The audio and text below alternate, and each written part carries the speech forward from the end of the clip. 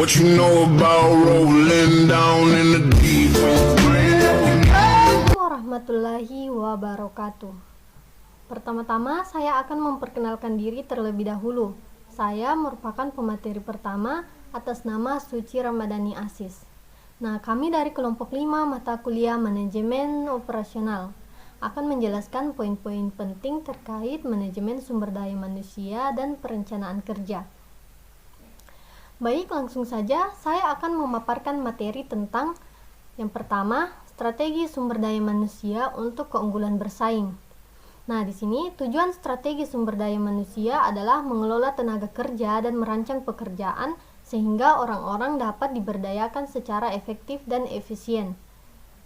Nah, meningkatkan kompetisi di pasar domestik dan internasional telah memfokuskan perhatian pada pengembangan strategi yang memaksimalkan laba atas investasi sumber daya manusia atau SDM.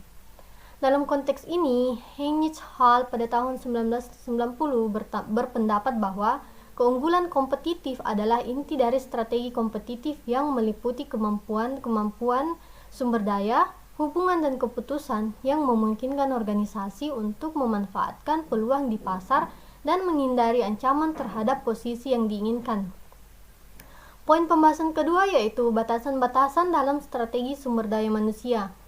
Nah, batasan-batasan dalam strategi sumber daya manusia diantaranya yaitu keputusan yang dibuat mengenai seseorang kerap dibatasi oleh keputusan yang lain.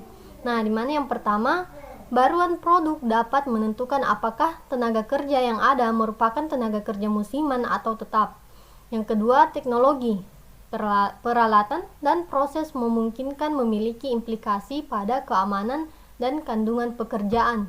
Kemudian yang ketiga, keputusan lokasi mungkin berdampak pada lingkungan kerja, di mana karyawan bekerja. Dan yang terakhir, keputusan tata letak, seperti lini perkaitan atau sel kerja akan mempengaruhi muatan pekerjaan. Nah, terdapat 3 area keputusan strategi sumber daya manusia, yaitu perencanaan tenaga kerja, rancangan tenaga kerja, dan standar kerja. Baiklah, untuk materi kedua akan disampaikan oleh rekan saya. Assalamualaikum warahmatullahi wabarakatuh. Perkenalkan, nama saya Rulu Fadila selaku pemateri ketiga.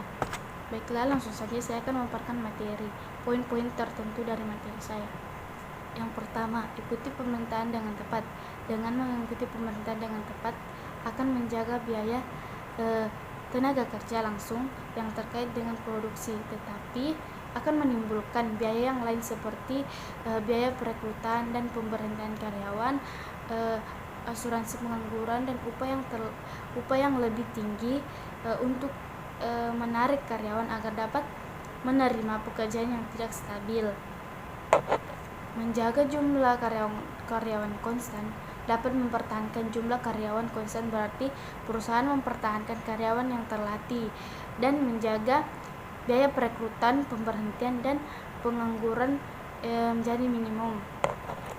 Permintaan tenaga kerja. Permintaan dalam konsep ekonomi didefinisikan sebagai jumlah maksimum suatu barang atau jasa yang dikehendaki seorang pembeli untuk dibelinya pada setiap kemungkinan harga dan dalam jangka waktu tertentu. Materi kedua itu jadwal kerja. Perencanaan tenaga kerja adalah cara menentukan kebijakan karyawan yang berkaitan dengan stabilitas tenaga kerja, jadwal kerja, atau aturan kerja. Stabilitas tenaga kerja terdapat 2 kebijakan, yaitu yang pertama, ikuti pemerintahan dengan tepat, dan yang kedua, menjaga jumlah karyawan konstan. Lalu jadwal kerja, pada saat ini masyarakat atau perusahaan melakukan kebijakan flex time yang memiliki arti mengizinkan karyawan untuk menentukan jadwal mereka masing-masing. Misalnya seperti terlambat karena alasan tertentu, tetapi harus terlebih dahulu memberitahukannya. Kebijakan ini memberikan otonomi kebebasan yang lebih banyak kepada si karyawan.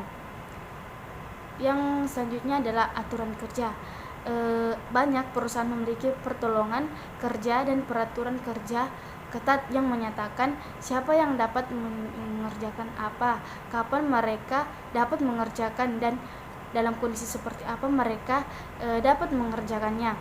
Aturan kerja membatasi fleksibilitas karyawan dalam pekerjaan yang akan mengurangi fleksibilitas fungsi operasionalnya.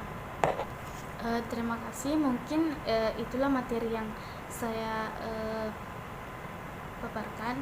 Kurang lebihnya mohon dimaafkan. Saya akhiri dengan ucapan Assalamualaikum warahmatullahi wabarakatuh.